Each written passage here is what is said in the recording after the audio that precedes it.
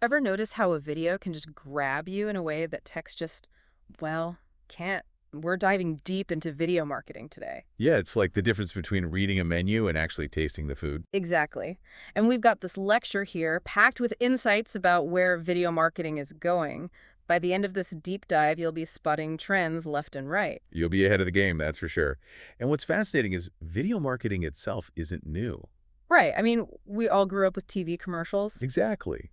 But it's evolved so much, especially online. It's not just about those flashy ads anymore. So true. What's the big difference now then? Engagement. It's about cutting through the clutter and really grabbing those short attention spans. Which are getting shorter by the minute, it seems like. This lecture mentioned that over 80% of businesses are using video marketing now. It's huge. It's not a fad. It's just how marketing's done now. Okay, so for those of us scrolling through our feeds, bombarded by videos constantly, what's the takeaway here? Why should we even care about this shift to video? Because it's changed how we see the world, how we connect with brands. Think about it. Every time you watch a video online, you're making a choice. And companies are getting really savvy about influencing those choices. And they're using some pretty interesting tactics to do it too, right? This lecture broke down some major trends in video marketing. Oh yeah, it's like a whole playbook. Mhm. One that really stood out was the rise of live video. Live video, yeah, you see that everywhere now. What's the big deal with going live anyway? Urgency. Yeah. It taps into that fear of missing out. Businesses know that when something's live, you got to watch NAW or it's gone. So true. Like those limited time offers they do during live streams. Gets me every time. Right. Or even just a live Q&A of product launch. Makes you feel like you're part of something. More connected, yeah. And that need for immediacy, it's kind of like what's fueling the whole short form video trend too, right? TikTok, Reels, everything's bite-sized. It's the digital equivalent of espresso. Quick, potent, and you always want more. But how do businesses actually see that? It can't just be about dancing teenagers, right? Definitely not. It's about distilling your message down to its most impactful form. You got to hook people instantly, or they've scrolled on. So brevity is king, or queen, rather. Exactly. And this ties into authenticity, which brings us to user-generated content, UGC. The holy grail, some might say. Because let's face it, we trust our friends, or even a stranger's review online, more than some polished ad. It's all about trust. UGC taps into that beautifully. The challenge for marketers, though, is how to encourage authentic UGC without, seeming inauthentic. All right, because the second it feels forced, the magic is gone. Exactly. Now let's shift gears a bit and talk about something a little less flashy, but just as important, video SEO. SEO, so that's like keywords and stuff, but for videos. Precisely. You can make the most amazing video in the world, but if it's not optimized, no one's going to find it. Makes sense. Got to make sure the right people actually see your masterpiece. It's about using those keywords strategically in your titles, descriptions, even transcripts. All about visibility. So you're not just creating content, you're creating findable content. And that leads us to another fascinating and sometimes controversial trend.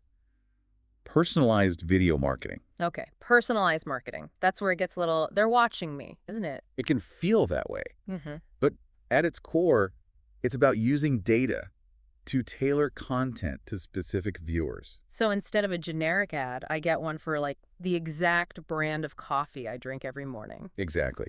And look, it can be effective, but it raises some serious privacy concerns, which we'll get into. Right, because at what point does helpful personalization cross the line into creepy? It's a conversation we need to be having for sure. Yeah. Now, on a lighter note, how about interactive video content? Okay, interactive video, that sounds fun. I feel like viewers would actually enjoy that. Exactly. It turns passive watching into an experience.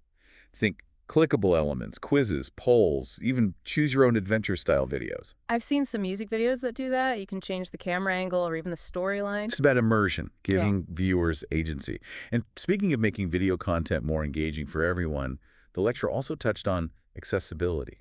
Accessibility, yes. That's so crucial, making sure everyone can enjoy video regardless of any disabilities. It's about inclusivity, captions, audio description, sign language interpretation. These aren't just add-ons, they're essential. Right, and honestly, haven't we all benefited from captions at some point? Like in a noisy environment or when you can't play sound out loud. Exactly. Accessibility makes video better for everyone. Now, as exciting as all these trends are, it's important to acknowledge the potential downsides. Right, because there's always another side to the coin. What are some things we should be cautious about with all this new video tech? Yeah, accessibility is a no-brainer for sure. But it's like you said, there's always a flip side.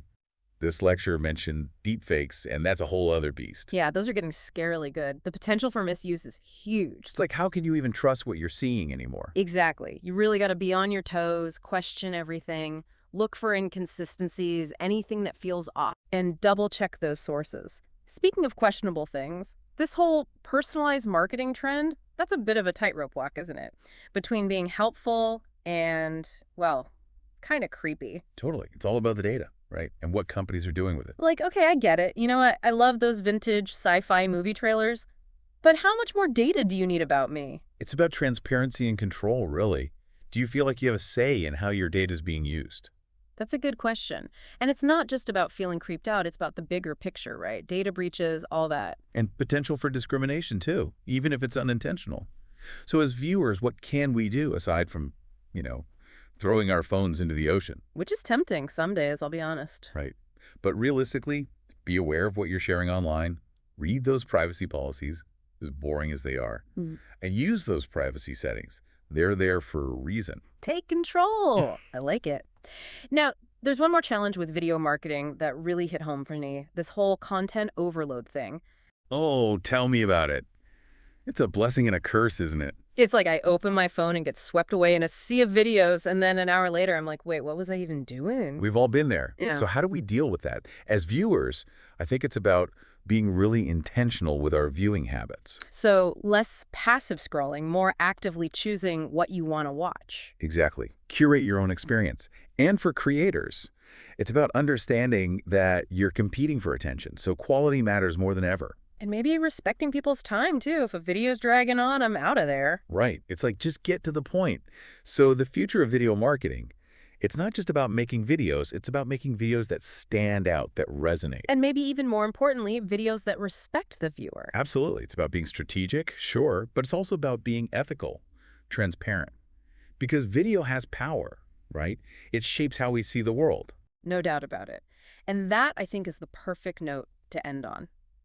We've covered a lot of ground in this deep dive, the trends, the opportunities, the challenges, even the ethical dilemmas. We've gone from those catchy jingles to deep fakes. It's quite a journey. And hopefully our listeners are feeling a little more informed, a little more equipped to navigate this ever-evolving world of video marketing. So next time you're scrolling through those videos, remember what we've talked about today. Ask yourself, what's the message here? And am I okay with how it's being delivered? Because ultimately, awareness is key.